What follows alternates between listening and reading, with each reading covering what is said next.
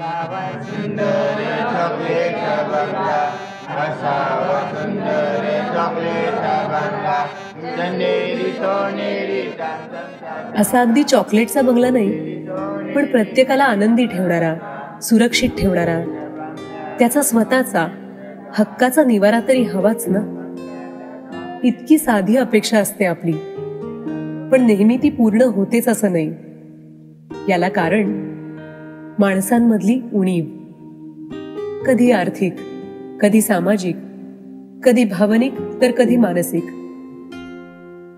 या उणीवा जरी असल्या तरी आपल्या जाणीवा नकोत ना बोथट व्हायला.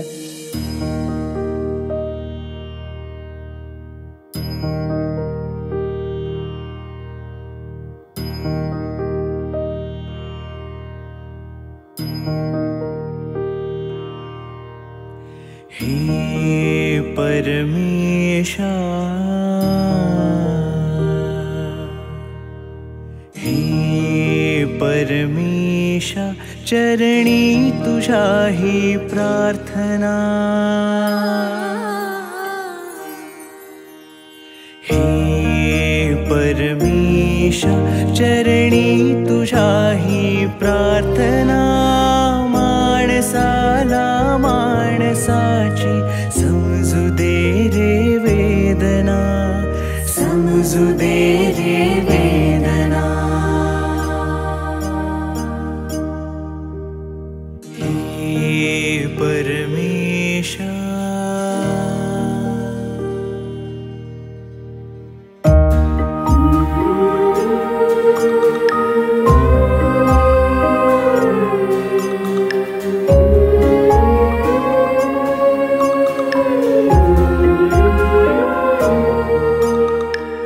वेदना दिसतेच असं नाही, ती बघायला लागते, स्वतःहून जाणवायला लागते. त्या वेदनेमुळे संवेदना जेव्हा जागृत होतात आणि ती वेदना सहवेदना होते ना, तेव्हाच मनांचा मनांशी संवाद सुरू होतो आणि सुरुवात होते एका नव्या प्रवासाची. असाच एक प्रवास सुरू झाला घरकुलाचा. विशेष मुलांना आजन्म सांभाळण्याची व्यवस्था म्हणजे घरकुल. विशेष मुलाचं पालक होणं हे आधी स्वीकारणंच फार कठीण गोष्ट असते. म्हणतात की हसरं मूल जगाचं, रडकं मूल आईचं. आपल्यासारखी सामान्य माणसं आणि ही मतिमंद मुलं यात फरक असा आहे की ते भांडणं विसरून जातात, पुन्हा गळ्यात गळे घालतात, प्रेम करतात, मदत करतात. आपल्या घरी जर 12 वाजता माणूस आला तर आपण थोडं कपाळाला आटा घालतो की अरे जेवणाच्या वेळेला माणूस आलाय. पण आमच्याकडे मेलविन आहे, तो 12 वाजता का 1 वाजता आलेल्यांना पहिले विचारतो की तुम्ही जेवलात का. तर हे बघून आपल्याला खूप आनंद होतो. म्हणजे ते निस्वार्थी आहेत आणि आपल्याकडे कुठेतरी स्वार्थ आहे. डोंबिवलीमधली अस्तित्व शाळा त्यांच्या मुलांसाठी पर्याय होती, पण या मुलांच्या भविष्याचं काय, आपण कुठवर पुरे पडणार ही चिंता होतीच. जसं आपल्याला माहिती आहे की मेडिकल सायन्समध्ये मतिमंदत्वाला काही सोल्युशन नाही आहे, त्यामुळे ह्या मुलाला आयुष्यभर सपोर्ट लागणार आहे. या चिंतेवर उपाय म्हणून 1991 साली स्थापन झाली अमेय पालक संघटना. प्रश्न जो आहे तो जन्मभराचा आहे, त्याला तुम्ही तोंड द्यायला तयारी करायला पाहिजे. आणि त्याला तोंड द्यायची तयारी म्हणजे एकच, त्यांना आजन्म सांभाळण्यासाठी एक वसतिगृह उभं करणं, एक घरकुल उभं करणं, हे मिशन म्हणून तुम्ही डोळ्यासमोर ठेवायला पाहिजे. आणि हे करताना प्रश्न आपला आहे तेव्हा लढाई आपण लढली पाहिजे. अमेय पालक संघटनेला मेजर गणेश कृष्णाजी काळे यांचं मार्गदर्शन मिळालं आणि घरकुलची आखणी सुरू झाली. 19 फेब्रुवारी 1996 या दिवशी घरकुलचा प्रवास खऱ्या अर्थानं सुरू झाला कौस्तुभ आणि प्रकाश या 2 सवंगड्यांसोबत.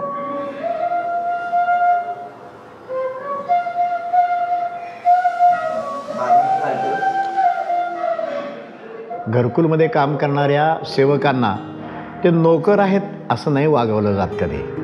म्हणजे त्यांची प्रतिष्ठा, त्यांचा सन्मान, म्हणजे या स्त्रिया ज्या आहेत त्यांना तर आम्ही असं म्हणतो की हे तुम्ही माहेरवाशिणी आहात. म्हणजे त्यांच्या सुखदुःखामध्ये मदतीचा हात पुढं करणं, मुलं इथं अशी रमतात. फार कमी लोक घरी नेतात, पण जर घरी नेलं तर 2 दिवसात मुलं घरी सांगतात आम्हाला घरकुलमध्ये नेऊन सोडा. म्हणजे घरकुलमध्ये त्यांना राहण्यामध्ये जो आनंद आहे तो त्यांच्या 10 बाय 10च्या खोलींमध्ये नाही आहे. घरामध्ये ते एका कोपऱ्यात आहेत, ते इथे केंद्रस्थानी आहेत. इथला सगळा दिनक्रम मुलांच्या भोवती फिरत असतो. किती मोठा जरी पाहुणा आला तरी मुलांचं भोजन अगोदर होणार, मग बाकीच्या पाहुण्यांचं होणार. तिथे येणारे पाहुणे बरेच असतात. ते पाहुणे आले का त्यांचं स्वागत केलं जातं, पण त्यांना पहिलं घरकुलात नेण्याच्या आधी त्यांना स्वागत फलकाची सर घेऊन जातात आणि स्वागत फलकावर लिहिलेल्या गोष्टी सर किंवा बाई वाचून दाखवतात पाहुण्याला. त्याच्यानंतर त्यांना जेव्हा घरकुलात जातो आणि तिथून सगळी व्यवस्था बघितली जाते, प्रत्येक दालनाची माहिती दिली जाते, तो जो सगळं आहे ते ट्रान्सपरंट सगळं कारभार बघून येणारा पाहुणा कधी त्यांचा परिवारात सामील झाला हे कळतच नाही. प्रत्येक व्यक्तीने आयुष्यात एक तरी विधायक काम करावं की ज्याचा आपल्याला काही आर्थिक गेन असणार नाही. गेले तर आपल्या खिशातनंच वेळ आणि पैसा दोन्ही जाईल, अशा तऱ्हेचं एखादं विधायक काम. माझी कलीग होती, तिचा मुलगा इथे आहे विष्णू, तर ती एकदा मला इथे घेऊन आली आणि मी तेव्हा आलो. त्यानंतर इथे अटॅच झालो कम्प्लिटली. तेव्हापासून मी संस्थेला अटॅच आहे. या विश्वाच्या काही सीमा आहेत, त्याला स्वतःचा आकार आहे, त्याचं स्वतःचं वेगळेपण आहे, पण तिथेही माणसंच राहतात. कधीतरी बघा डोकावून या विश्वात. इथून ऐकू येतील हास्याचे खळखळाट, उत्साहानं पिटलेल्या टाळ्या आणि बघाल तेव्हा स्वागत करणारे सदैव हसरे चेहरे. चेतना माझ्यातही, याच्यातही, त्याच्यातही, पृथ्वी जल आकाश अन वायूतही, तेजातही. या चेतनाही जाणीवांसारख्याच, त्या जागवाव्या लागतात. सरुदय मनानं त्यांच्यावर हळूवार फुंकर घातली की त्यातलं चैतन्य बहराला येतं. निसर्गातल्या या चेतना माणसांपेक्षा जास्त सहज, जास्त परिणामकारकपणे बहरतात का? घरकुलाच्या भोवतालचा हिरवागार परिसर या प्रश्नाचं 100% खात्रीशीर उत्तर आहे. बागेचं प्रोजेक्ट म्हणजे रंजन, मी स्वतः आणि आमचा अनिल या तिघांचं काम असतं. त्यात अनिलची भूमिका प्रत्यक्ष कार्य करण्याची असते. यावर्षी काळे सभागृहाच्या पाठीमागे नवीन बाग तयार केली. गेल्याच आठवड्यात तिचं वृक्षारोपण केलेलं आहे. बागेसाठी जे जे काही लागेल आणि घरकुलसाठी जे जे काही लागेल ते सगळं कोणत्याही वेळेला ताबडतोब उपलब्ध करून देण्याचं काम विजय मामाचं आहे. त्यामुळं आमच्या बागेच्या टीममधला तो आमचा पुरवठा मंत्री आहे. हा असा हिरवाईचा सहवास, आनंददायी खेळकर वातावरण, मायेनं आपलेपणानं काळजी घेणारे घरकुलातले कुटुंबीय आणि अर्थात कायम असणारी एकमेकांची सोबत, या सगळ्यामुळे हे घरकुल कायम प्रसन्न असतं. अर्थात या प्रसन्नतेमागे अनेक दानशूर हातही आहेत. हे देणाऱ्यांचे हजारो हात आपणहून पुढे येतात, झोळ्या भरभरून भरतात, पण त्यांनी मन नाही ना भरत. मन भरतं ते त्यांच्या आपुलकीनं. घरकुलाच्या भावना समजून घ्यायला, घरकुलाशी संवाद साधायला स्वतःहून घरकुलाकडे वळणारी 4 पावलं या हजारो हातांइतकीच महत्वाची आहेत. काही पावलं सातत्यानं चालत येत आहेत इथपर्यंत, त्यामुळे पायवाट तर तयार झालीय. तुम्हाला फक्त या वाटेवरून चालत यायचंय. घाई नाही हं. अगदी रमत गमत या, पाऊलखुणा शोधत या, पाऊलखुणा उमटवत या, पण थोडासा वेळ आणि संवेदनशील मन तेवढं घेऊन या. घरकुल फक्त त्याचीच वाट बघतंय.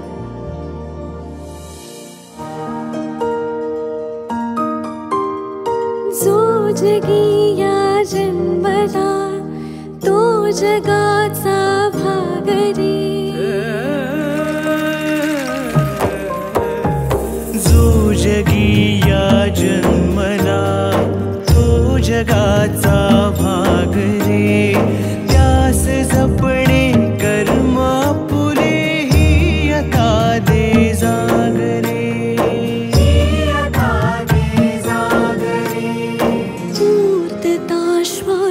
श्वासया कुठल्याच ना कोणाविना. पूर्तता श्वासासया कुठल्याच ना कोणाविना. माणसाला माणसाची समजू दे रे वेदना, समजू दे रे वेदना. हे परमेशा, हे परमेशा, चरणी तुझ्या ही प्रार्थना.